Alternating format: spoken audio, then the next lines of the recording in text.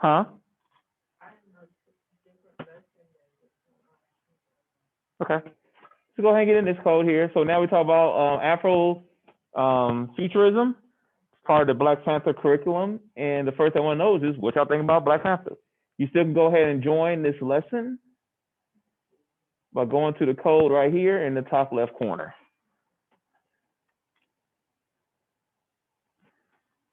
Give me y'all thoughts, please.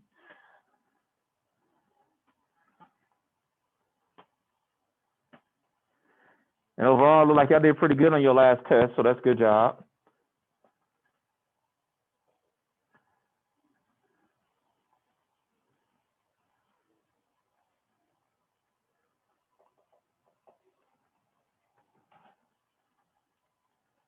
Are you in? You want to get on the computer? Just tell me your thoughts of first thing that comes to mind when you hear Black Panther. And of course, we talk about the movie Black Panther. We will learn about the Black Panther Party later on, but right now we talk about the actual movie Black Panther.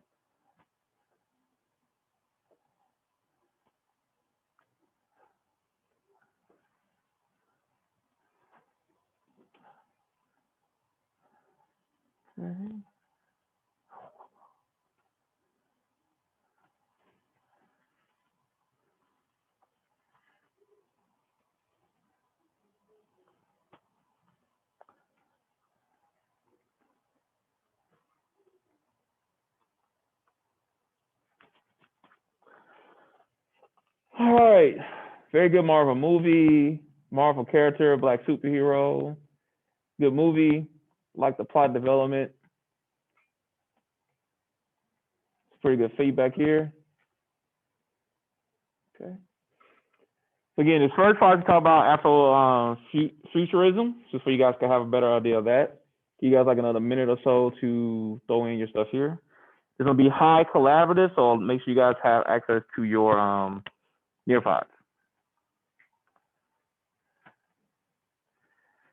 And I am recording this, so I'll put this in CTLS under today's lesson resources. That way, you need to go back, you can. Okay.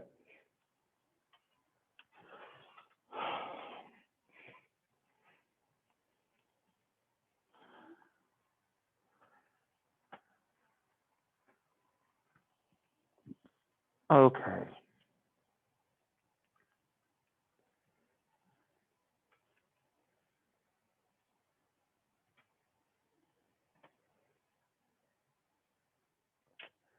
All right, let's go ahead and move on.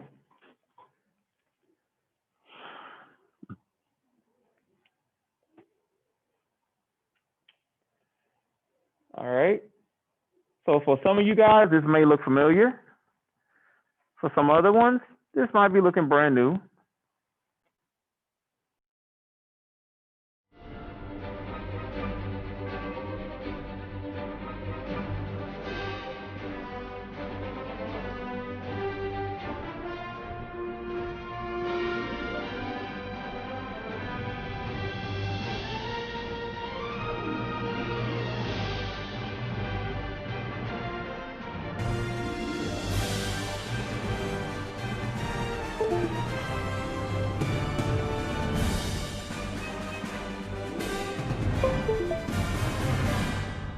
Okay, so before we get started, I want to make sure that I pay homage to Chadwick, who was Black Panther. Remote training system activated. Awesome. This is one of the first. This is personal to me because this is one of the first comic books I ever read as a kid. I still read Black Panther.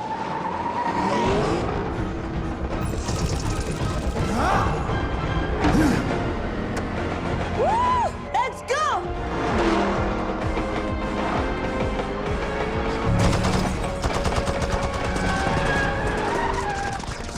Hey, look at your suit. You've been taking bullets, charging it up with kinetic energy.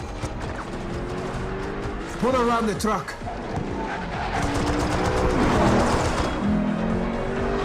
Ready, go!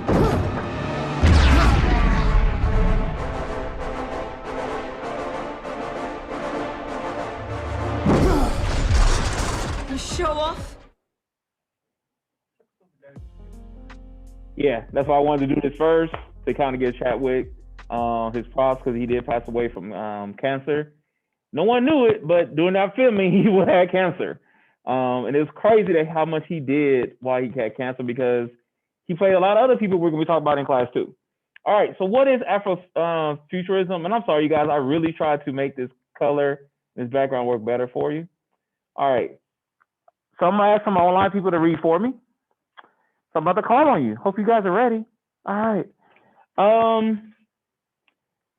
Caleb, can you go ahead and read numbers 1 and 2 for us, please?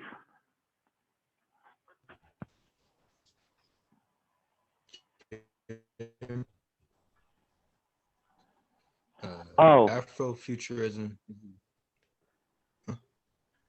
Okay, let me come back to you. I forgot your internet is you good, always on, and I really appreciate all the hard work, but I know that sometimes the internet is a little iffy. So apologize, I'm gonna come back to you, okay, man? All right, so let me get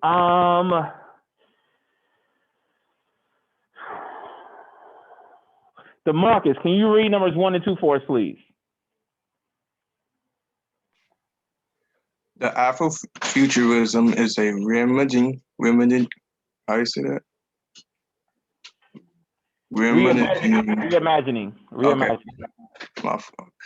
The Afrofuturism is a reimagining of a future filled with art, science, and technology seen through a Black lens. The term was conceived by white author Mark Derry in his essay, Blacks to the Future.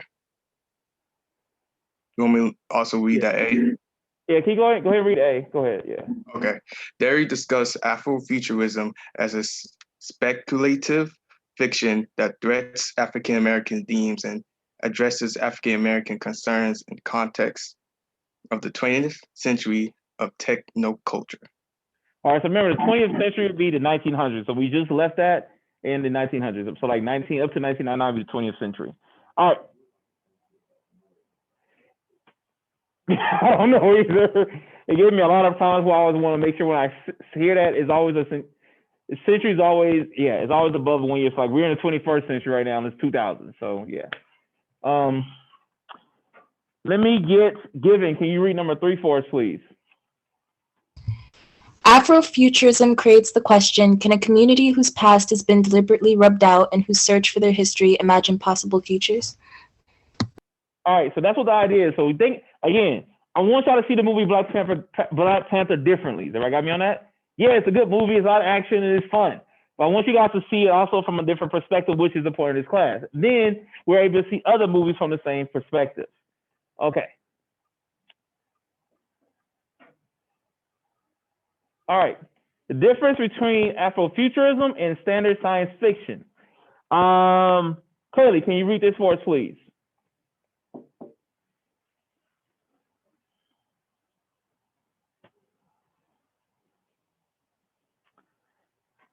Kaylee going once.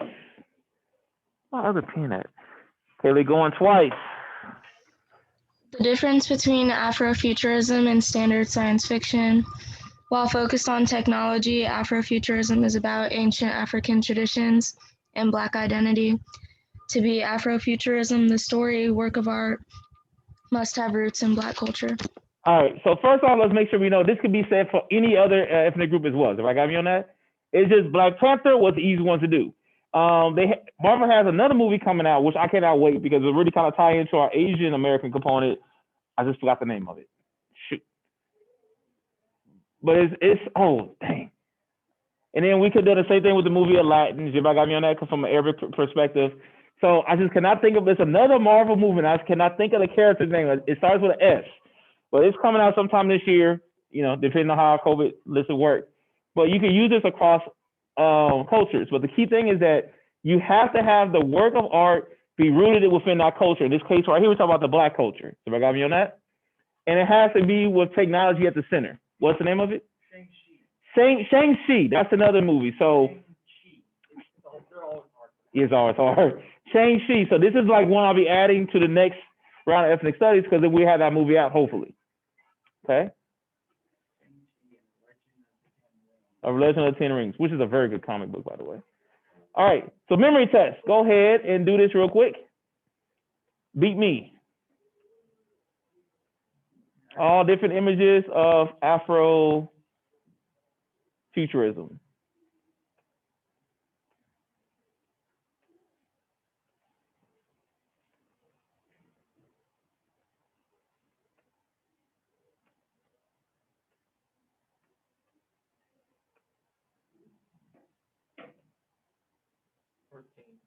I got 10. Anybody? Okay. Okay, I heard better. All right. We got 10, we got 9. So make sure you guys are doing this. Remember, this goes in the grade book. The participation is the score you guys get on this. Everybody got me on that? So you got 20, that's the score you get on it. You got 100, you get 100. So it's all about your participation today in this activity. Huh? What one? They supposed to came out last year, so who knows when it's coming out. I don't put no confidence on when the movie's coming out till I see it now. I think it is gonna be R-rated. It has to be R-rated. All right, so let's get back into Afrofuturists. All right, so we got a couple people here that hopefully you have heard about at least once in your life. All right, Simi, can you read about Sun Ra? Did you say me? Yes. Okay. Sun Ra was a jazz musician who worked with elements of space and African tradition. All right, now let's go to Octavia Butler. Let's go to Tony. Can you read that one for us? Octavia Butler, what is it? What's that? I can hear you. Yeah. Butler was a sci-fi writer. Sci-fi writer who mostly dealt with Black women characters in futuristic, supernatural settings. All right. Then we also got Erykah Badu. Let me get Kennedy. Can you go ahead and read that one for us? Erykah Badu.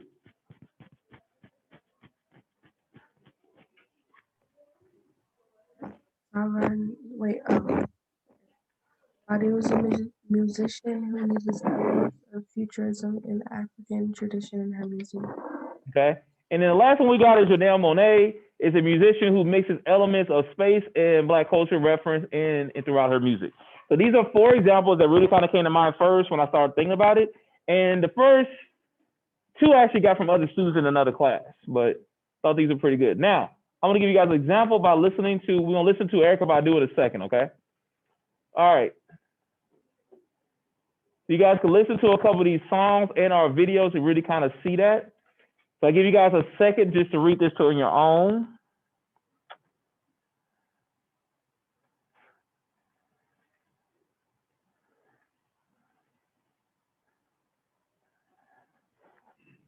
Cameron, can you read this for us real quick, please?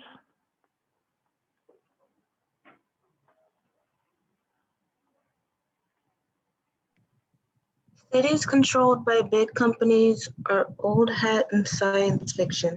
My grandmother left a whole bookcase of old science fiction novels. The company city subgenre always seemed to star a hero who outsmarted, overthrew, or escaped the company. I've never seen one where the hero fought like hell to get taken and underpaid by the company. In real life, that's the way it will be. That's the way it always is. All right. Let's keep going. So I'm not gonna play the whole thing, but I'm gonna play some of it. This is Erykah Badu's one of her poems going over a beat, I think by Jay Dilla. Okay. Friends, fans, artists must meet. Which one are you? Which one is me? Friends, fans, and artists must meet. Which one are you? Which one are me? Say that. God, please, oh please, let her breathe my way. If she sing my song today, I can be okay. Say I understand the message in the song she write. I was really happy for her when she won tonight. She a rebel for the struggle, fighting just like me. I know she down to sing at the cookout free. I was kind of disappointed with the song she wrote. Went to her website, wrote a long ass note. She done made $1 million, but she down to earth. She be rocking Chuck Taylors in a thrift store purse. Signing autographs till the clock was dark. I I know it's kind of hard when they love your art. In the magazine, they be twisting up the facts. But her response is fat. I like how she come back. She be singing for the world, sharing all the pain. When she fell up in the game, shit changed. Fans, friends, the artists must meet. Which one are you? Which one are me? Folk in the face like she ain't the same. Still the same bitch, she just changed her name. She don't really like to hang around with us no more. Wasn't nothing like that back in 94. She be falling in the spot with a fat ass grin. Now she rolls a bin, she don't need no friend. She only really made it cause her skin is light. Don't nobody really understand that shit she write. She done made $1 million, she can give us some. She be having fun, she be wanna have fun. Seen her early in the morning looking bad as hell. Gonna be looking really funny when the shit don't sell. Airport, about to miss a flight. 4 carry-ons talking about pack life. Ooh, please, oh please, get a queen of tea. Only come to the show cause I get in free. Friends, fans, and artists must be. Which one are you? Which one are me? Okay, so notice her poem still deals with like culture. And even her appearance is not like the standard, like what we say is normal popular culture attire. Do I got me on that? It's a little bit different. And again, different is not bad, but it gets into the whole idea about futurism. All right. So now, is Black Panther futurist? Excuse me, Afrofuturist. Yes, Black Panther does work to undo a lot of different stereotypes. If I got me on that, and the stereotypes we've talked about in class already previously before. Richard, can you go ahead and read the rest of this, which would be points 2 through 4.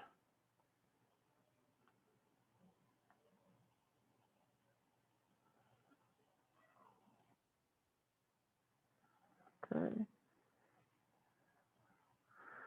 All right. I got most of everybody already in here.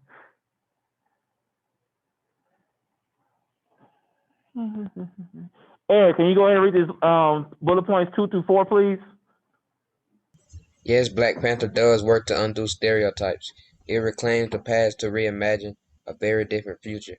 Black Panther takes place in a fictional African nation of Wakanda that is filled with advanced technology that is kept secret from the world. Black Panther makes direct references to real cultures and traditions in Africa. Sci-fi, African history, and present culture and present fantasy are all combined. Okay. So when you guys see Black Panther, is that true? Is that pretty much the movie? Kind of summarize it up for us. Okay. All right. So these are just some citations that I got. All right. Here is your exit ticket. Go ahead and do it. Afrofuturism exit ticket. Go ahead and knock it out.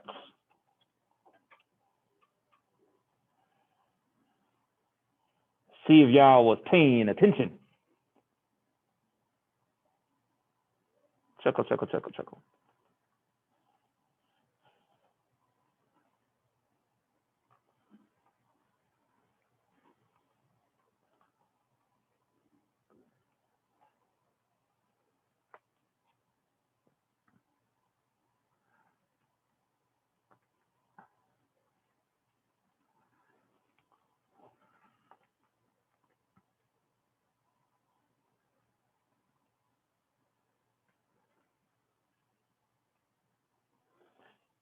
You only have 3 questions here.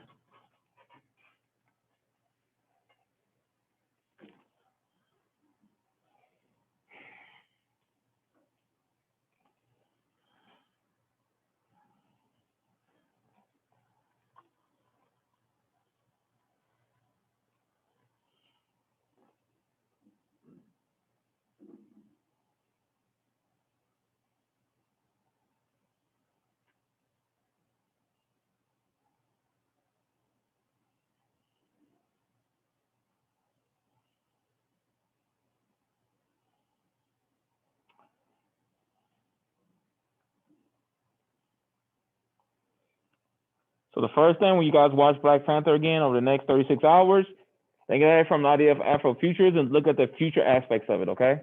How it also defies a lot of stereotypes. And then what stereotypes does it defy?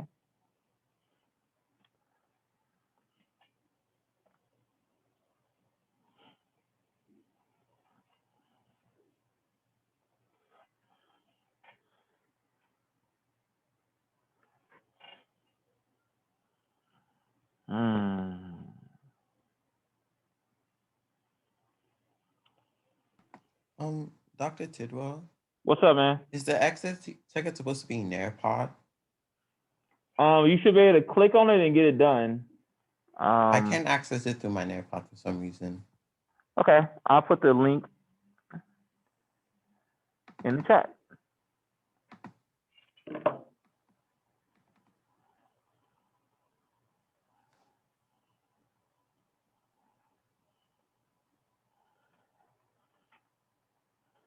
Here y'all go. All right, the link is in the chat. Ooh, I was ready to go to the next part. We're gonna be the feminist perspective. So we'll hit that up on Thursday. Okay. Okay, so let me see, can I make a QR code for you?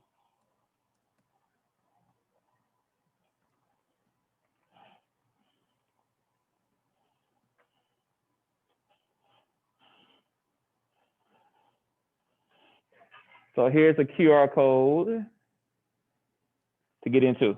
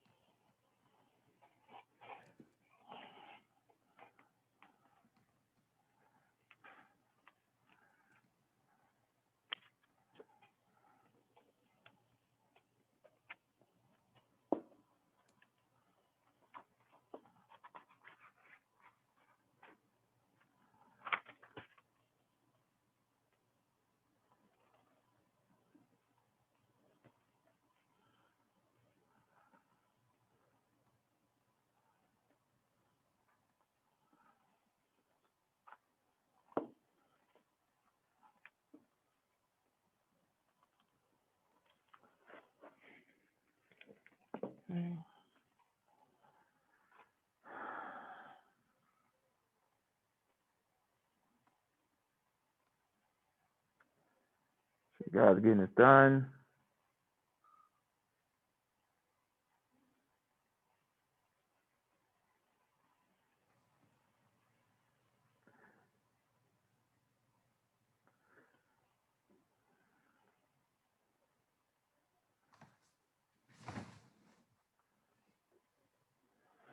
So this here is really forcing y'all to really critically think, critically analyze, especially like that question here that says, can you think of any examples that weren't mentioned of Afrofuturism? So like, can you, like, that's really kind of, I use music, but again, the whole idea is something that's not typical, not norm. Y'all know who Missy Elliott is, right?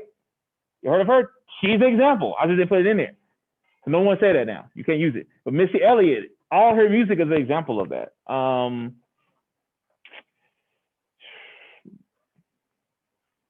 Trying to think of somebody else more recent. Janelle Monáe is, you know, her having a hard time. As far as these more Mr. Edgerton, can you think of anybody more contemporary? It's hard right now these times. Everybody looks exactly the same. Oh man. So I guess with that being said, I can see where y'all might have some issues at. Damn, I feel old right now, and I'm only 37.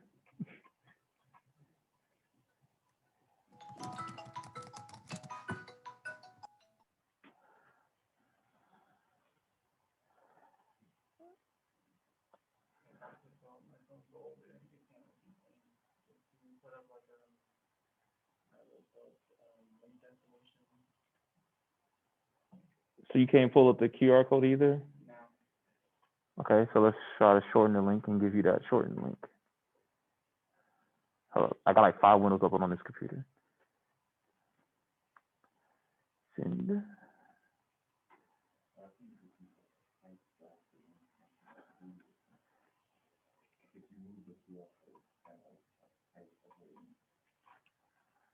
And here's a shorter link too.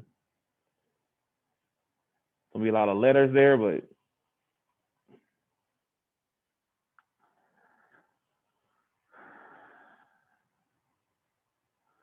can we make sure everybody gets in and do this?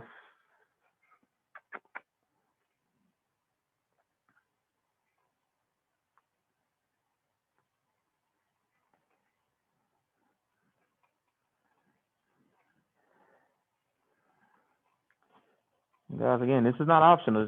This is a grade. It's just a opinion-based grade.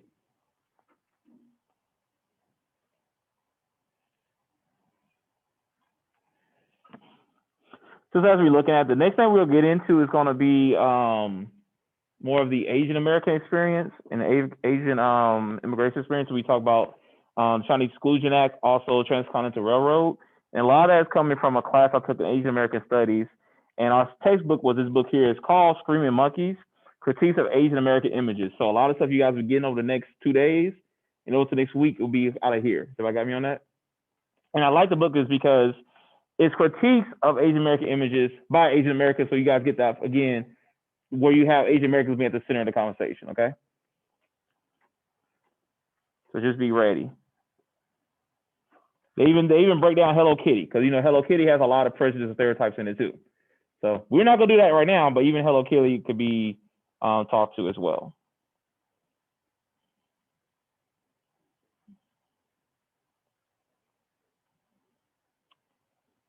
Okay, I'm trying to see how we're looking on time, because we're not gonna be able to. All right. So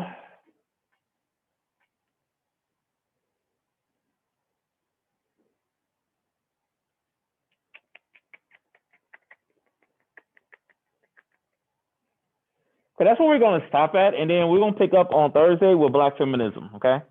It's just, I don't want to get into this and have to rush through it. I already spent my time on it, okay? So that was the first part. Let's talk about what's the name of it again? Afrofuturism. So when you guys go watch, so again, I'm asking you